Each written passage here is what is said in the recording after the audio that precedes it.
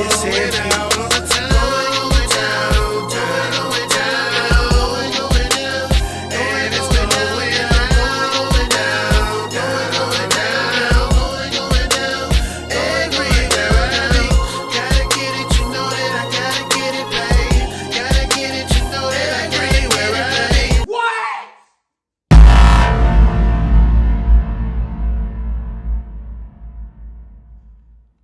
It's a beautiful day in the neighborhood.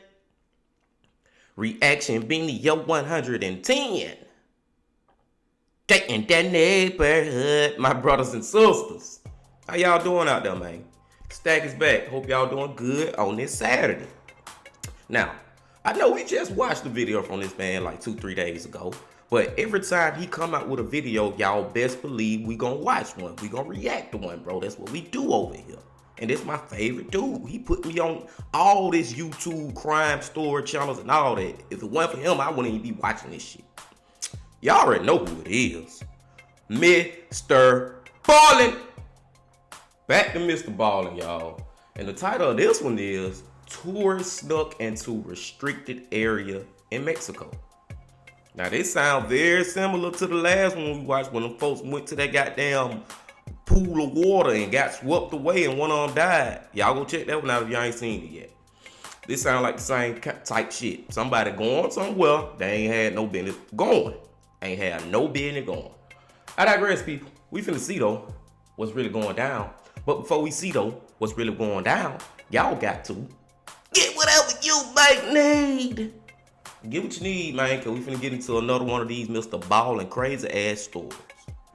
Y'all got what y'all need? Y'all ready to do it? Then that fucking do it. Huh? In 2021, a mother and her 2 sons were on vacation in Cancun, Mexico. One night, while they were staying at their resort, all the kids were invited to play in this big game of resort-wide hide-and-seek, where the hotel staff would count and the kids would hide. And so one of this woman's sons decided he wanted to play, and after the staff began counting, he took off running. And after only a few seconds, he finds the perfect hiding spot. It's this little nook tucked away in the darkness right on the edge of the hotel's property. But after he got down in this little space and he tucked down and he's hiding, he realized he was not alone. But before we get into that story, if you're a fan of the strange, dark, and mysterious delivered in story format, then you've come to the right place because that's all we do, and we upload once a week. So, if that's of interest to you, the next time you're serving ice cream at the local county fair and the like button comes up to you and asks for a vanilla cone, give them one, but don't use vanilla ice cream, use vanilla mayonnaise. Also, please subscribe to our channel and turn on all notifications so you don't miss any of our weekly uploads. Okay, let's get into today's story.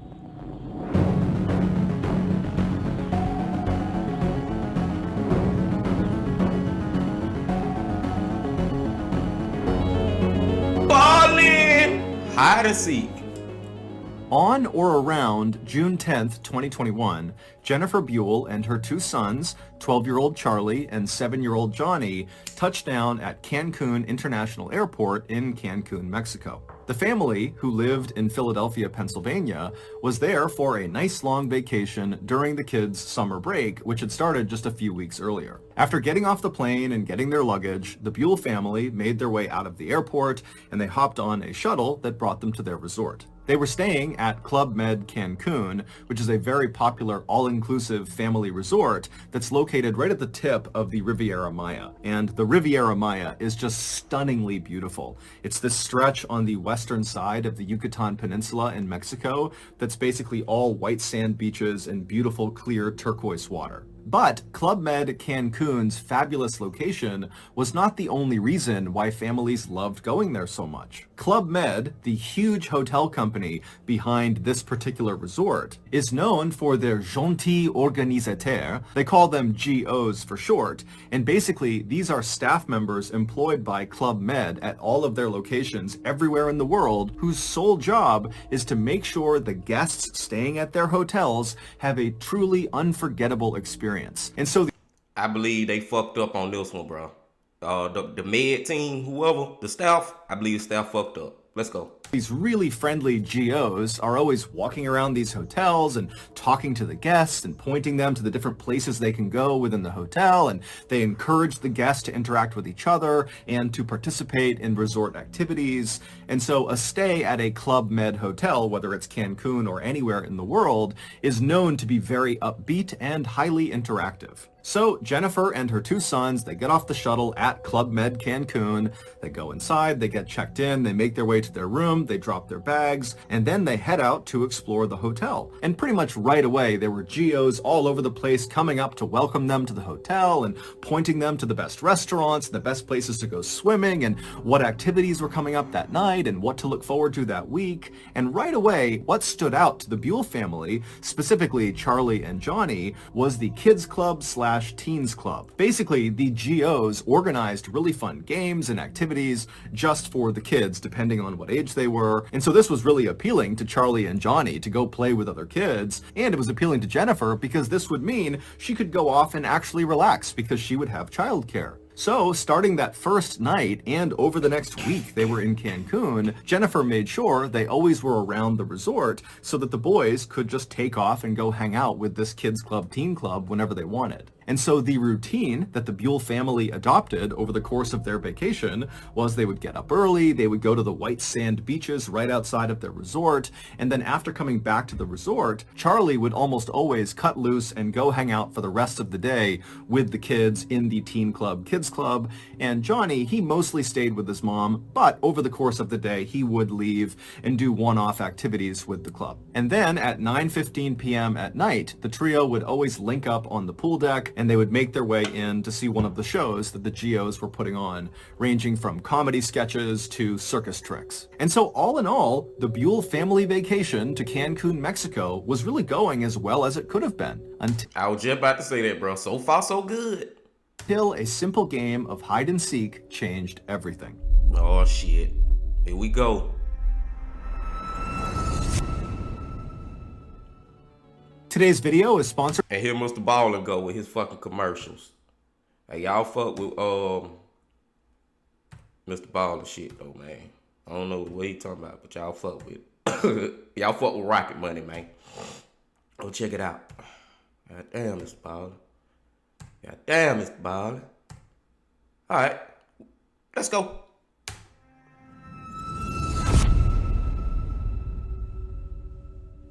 On June 18th, so roughly 1 week after the Buhl family had arrived in Mexico, the family got up and they began their typical vacation routine. They headed to the beach, and then afterwards, Charlie broke off and went to spend time with the kids at the Teen Club, Kids Club, and Johnny and Jennifer, they mostly stayed together for the rest of the afternoon. That evening, around 8:30 p.m., after all three of the Buhls had had dinner, they decided to split up before rejoining at 9:15 to go in and see a show. Johnny wanted to head downstairs and go see a kids-only show. Jennifer wanted to head up to the second level to have chocolate fondue dessert with a friend she had made at the resort, and Charlie wanted to meet up with his friends from the Kids Club, Teens Club out on the pool deck where the GOs were organizing a big game of hide and seek. And so after watching... Bro, I gotta say something real quick. Do y'all feel like Jennifer, the mama, do y'all feel like she just letting her kids go off and do shit without really watching them? Like, I understand it's a resort and you thinking they safe and shit, but I don't know if I would just continuously just let my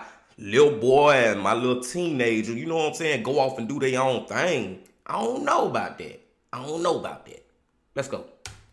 His mother walk upstairs to the fondue restaurant and watching his younger brother head downstairs to the kids-only show, Charlie turned and ran towards the pool deck. And when he got there, he immediately linked up with his best friend from the vacation, a 13-year-old named Cyrus. And very quickly after that, the GOs who were on the pool deck with all these other kids that were out there, they said, okay, we're going to start counting. You guys all hide. And so the GOs, they walked to the side of this big pool deck, they covered their eyes, they began counting, and all the kids, Charlie and Cyrus included, scattered to find the best hiding spot. And right away, as Charlie and Cyrus are looking for places to hide, they're seeing the other kids are taking up all the best hiding spots.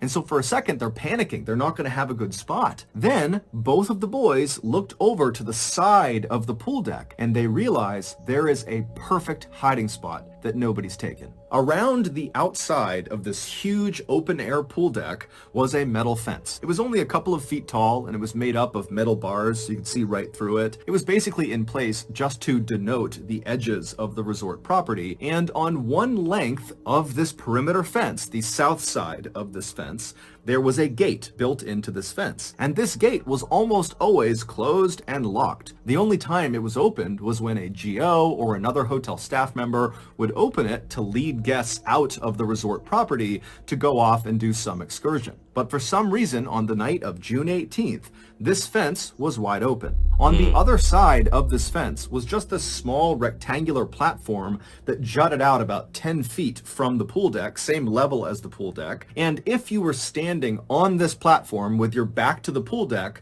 on your left side would be a very small flight of stairs, just a couple of steps going down. And so Charlie and Cyrus, they look over and they see this gate is open, and they know there are those stairs kind of tucked down below the platform, and they're thinking, if we crouch down on those steps, no one will see us from the pool deck. We'll be obscured from view.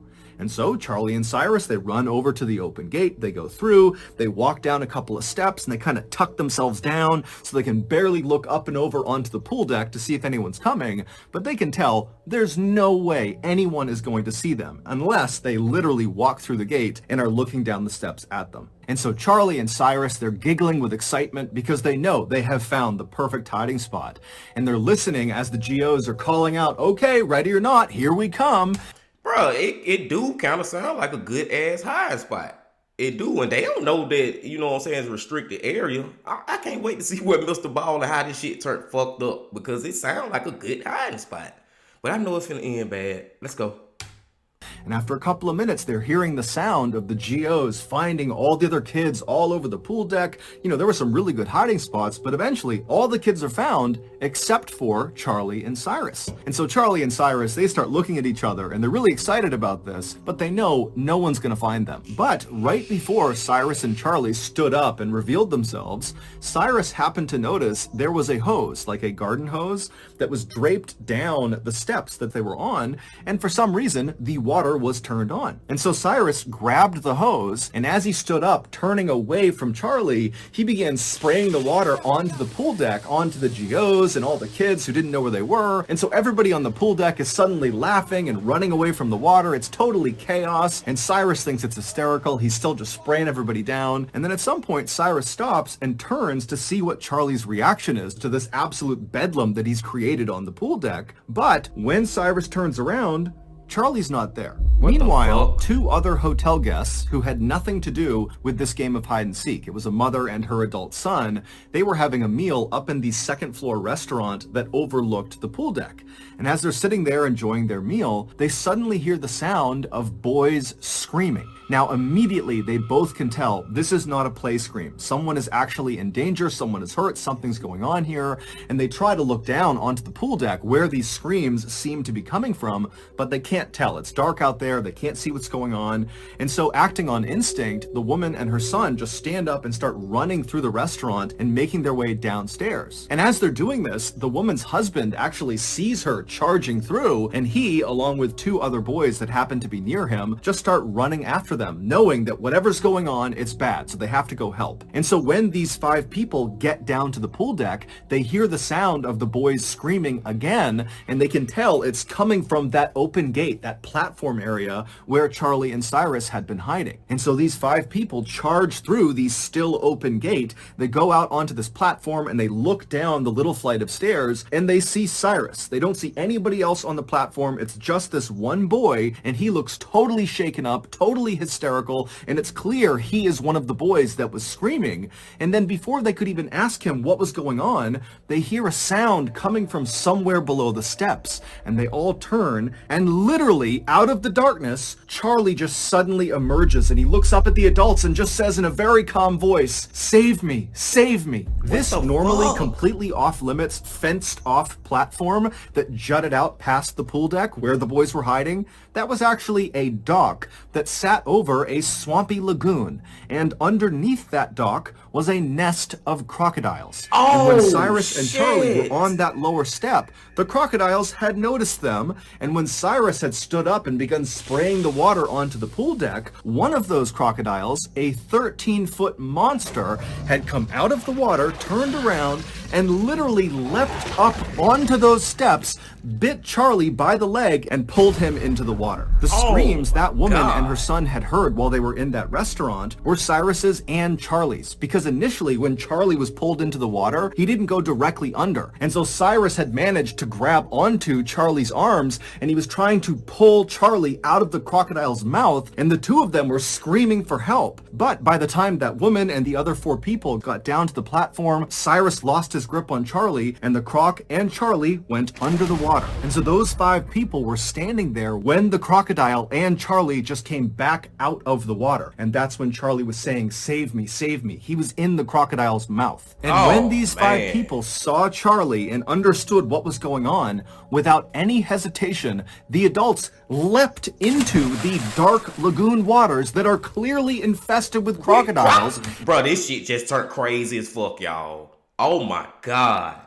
And began beating the crap out of this crocodile. And while this melee is happening in these dark, murky lagoon waters with crocodiles everywhere, someone had gone into the fondue bar and told Jennifer, "Your son's being attacked by a crocodile." And she instantly leapt up and just ran across the restaurant, knocking anything over that was in her way. And finally, she got downstairs to the pool deck. She went through that gate, out to that platform, and she saw her boy. Charlie was laying on his back, surrounded by totally frantic and hysterical adults. Charlie's leg looked like it had been through a meat grinder, but Charlie was awake and he was talking to the adults near him. In the time it took Jennifer to run through the restaurant and get down to the pool deck, those adults who had leapt into the murky lagoon water to fight with this crocodile had literally beaten it so badly that it released Charlie. And according to the people who watched this happen, this crocodile was putting up an unbelievable fight. It was whipping its head side to side, tearing into Charlie's leg.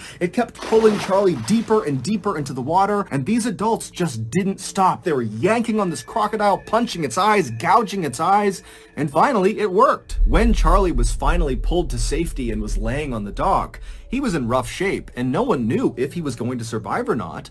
But luckily, there just happened to be a trauma nurse who was staying at the resort who came outside. She assessed the situation, and she took charge. She stopped the bleeding in his leg, and she stayed with him and kept him calm until paramedics finally arrived. Charlie would be rushed to the hospital, where he would immediately undergo several surgeries that would save his life. Also, surgeons were able to miraculously save his leg. Initially, it seemed like he might have to have it amputated. As for Club Med, their response to this incident was enormous. Not only did they pay for all of Charlie's medical bills, but they also invested a lot of money into securing not only that fence and gate that led to the dock where he was attacked, but also just generally speaking around the resort to make sure there were no more attacks. Today, Charlie is back in Philadelphia, Pennsylvania with his family, and considering the horrible trauma he went through, he's remarkably well adjusted. In fact, in the Halloween that followed this attack, Charlie dressed up as a crocodile. Wow. So that's gonna do it. If you got something out of this episode, bro, excuse me. I'm so glad Charlie survived that shit, bro. I thought he was gonna at least die. You know how these stories go. Or I thought when the them 5 adults jumped in that water, I'm like, oh my God, all these goddamn crocodiles about to eat they ass up. I thought all they ass about to be goddamn total shreds. Good thing everybody survived, bro. Oh my God.